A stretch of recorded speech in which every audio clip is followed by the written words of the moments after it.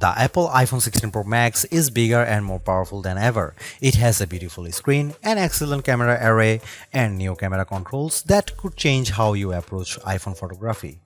Power and battery life both get a boost to make this the big screen smartphone of your dreams.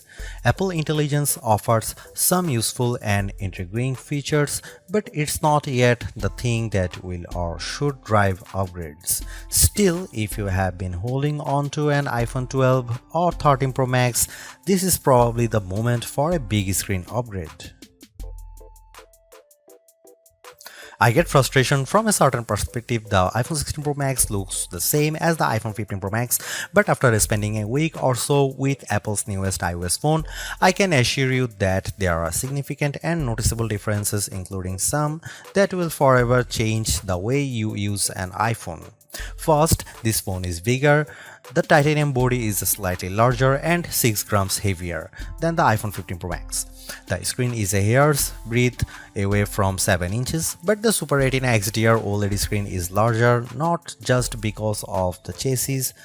Apple slimmed down the bezels on the iPhone 16 Pro and Pro Max to give you a giant 6.9-inch canvas of bright, colorful pixels. The other major difference is a new button on the right side below the power or a sleep or Siri button. Apple would prefer that we do not call it a button, though it is in part one. You can press the recessed camera control button down and it moves, but it also has a haptic response that makes light presses feel like the button is moving. It even includes gesture recognition. While the new button's name and its primary utility speak to photographic pursuits, this is a customizable control that will soon offer one-press access to Apple's new Visual Intelligence Object Identification feature. On the inside of the iPhone 16 Pro Max is a faster and more efficient A18 Pro. It's not hugely different from the A17 Pro that came before it, and most customers will never tap into its true power, but it's clear to me that Apple's Pro line of smartphones are more than ready to live up to their names. If there was ever a pocket supercomputer, the iPhone 16 Pro Max might just be it. All this hardware is in some ways no more than a vessel for Apple's next big thing, Apple Intelligence. However, Apple's own take on AI is also the greatest source of frustration, as it's far from complete. In fact, early iPhone 16 customers won't see much of it at all unless they install an iOS beta. Features like writing tools, a prettier and somewhat smarter Siri, summaries of long emails, and Photos updates such as creating your own memories based on a prompt should show up soon after the iPhone 16 Pro Max starts shipping, but other features are essentially to come. There is no image generation, Genmojis, ChatGPT integration, or support for languages other than English, and Siri has yet to display any of its existing personal context capabilities, which might be Apple's secret weapon when it comes to winning the AI battle. Siri with Apple Intelligence will eventually be able to use what it knows about you from all your information on the phone to better help you get answers and get things done. All of this might show up this year or it might be next year, and that fact puts a little damper on my iPhone 16 Pro Max enthusiasm. If you are not buying this new iPhone for Apple Intelligence, then allow me to direct your attention to the formidable camera array. While it's not entirely new, there is a new and faster sensor behind the 48 megapixel main fusion camera, and the ultrawide makes a leap from 12 megapixel to 48 megapixel. The 5x optical zoom is mostly unchanged, as is the 12 megapixel true depth selfie camera. There are, however, myriad new imaging and even audio tricks that I'm certain every iPhone 16 Pro Max owners will love. There's 4K 120fps videography that can, via a new speed tool, be stopped down in increments to give your videos a truly cinematic feel. There are also new audio mix tools that in certain environments can add studio quality to audio that wasn't captured with a microphone. Apple has also added some new image styles and undertone controls that I'm not sure will get as much use as Apple would prefer. If you are asked to me, the choice between the base iPhone 16 and the iPhone 16 Pro Max is simple. You gain a Pro Motion display, a 5x zoom camera, and Apple's most powerful mobile chip. The differences between the iPhone 16 Pro and 16 Pro Max, however, are more subtle this year. There's the screen size, 6.3 versus 6.9 inches, and the battery size, which results in at least an hour of extra battery life, and that's essentially it. The 5x Tetra Prism lens is now on both phones. Perhaps the only other notable difference is that iPhone 16 Pro starts with only 128GB of storage. In short, I love the iPhone 16 Pro Max. It's big, powerful, and for everything. Yes, I was playing a console level game on it using an Xbox controller because I can. It takes lovely photos that, even if you choose not to try out, the new styles and undertones are clear and color accurate. Apple Intelligence, which I accessed by installing iOS 18.1 developer beta, is a nice start with some cool features, but it's not yet a compelling reason to upgrade. I feel similarly about the camera control button. Don't get me wrong, I like the new button and I think it's full of untapped potential, but there's almost a bit of competition now between the one-year-old action button and this new, arguably more sophisticated one. Those who buy any of the new iPhone 16 models will probably get a lot of use out of the camera control button and wonder how they used their iPhone without it.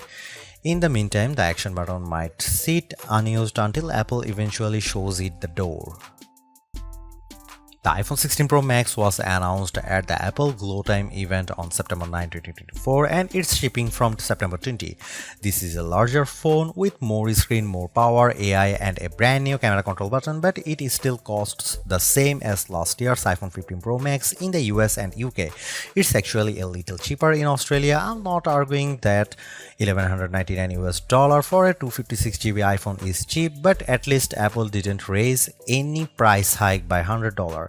Apple also made a point at this year's iPhone 16 launch event of talking about some big trade-in deals. Its point, I think, was that you probably won't be paying full price for these phones. The virtually identical iPhone 16 Pro costs $999 but starts with half the storage space. If you like big screens and want a reasonable amount of storage for all that 4K 120fps video, you probably want to choose the iPhone 16 Pro Max. The iPhone 16 Pro Max is available in natural titanium, white titanium, black titanium and desert titanium, which is the color of my test unit. I still prefer the black. It might seem like Apple's phone design strategy is now why mess with a good thing. In some ways, that's true. The iPhone 16 Pro Max doesn't stray far from the aesthetic first established with the iPhone 12, but also carries forward the myriad challenge made over the last few generations, like the smoothed out edges and new action button which replaced the silent switch on the Pro models last year. Its dimensions are close to those to the iPhone 15 Pro Max but enlarged by a few millimeters here and there.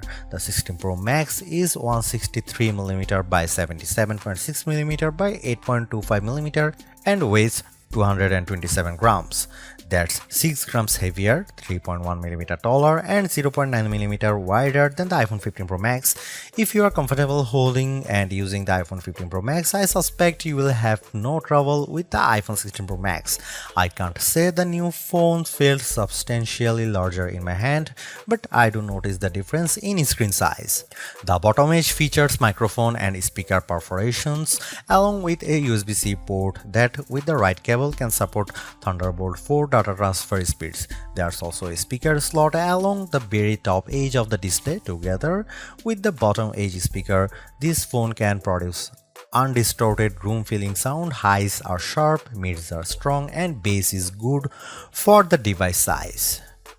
Button placement is mostly identical to last year, with the volume buttons and action button on one side and the larger power or sleep or CD button on the other side. They are joined, however, by a new button, camera control, roughly the same size as the power button.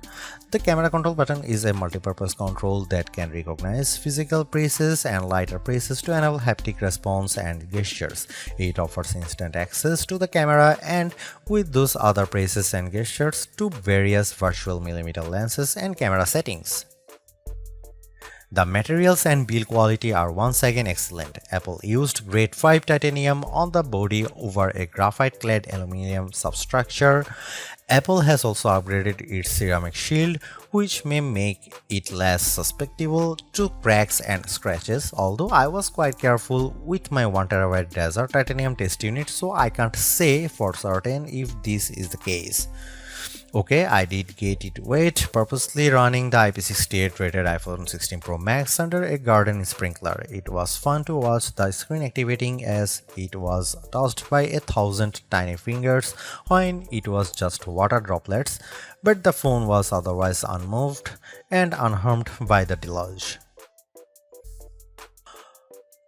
While Apple hasn't radically changed the iPhone's camera array, there are enough changes in hardware, software, and image processing, along with the aforementioned camera control button to make the imaging system feel fresh and new. On paper, we have just one notable megapixel upgrade, the 48 megapixel ultra-wide camera, which will not only improve wide-angle shots but has a measurable impact on macro quality. Still, even though Apple didn't squeeze a much higher pixel count into the main camera, it did upgrade the sensor and is promising much faster shutter speeds, and the autofocus is now enhanced with dual autofocus sensors. These are the kinds of incremental changes that should improve both the experience of using the quality delivered by the main camera sensor, but they are also hard to measure. More on that in a bit. The 12 megapixel 5x optical zoom is essentially unchanged from last year's iPhone 15 Pro Max. The biggest news here is found not on this phone but on its little brother, the iPhone 16 Pro, which also gets the tetra prism lens. Last year's Pro model was stuck with a just 3x optical zoom camera. Similarly unchanged is the 12 megapixel FaceTime camera on the front. Here are some camera samples of iPhone 16 Pro Max.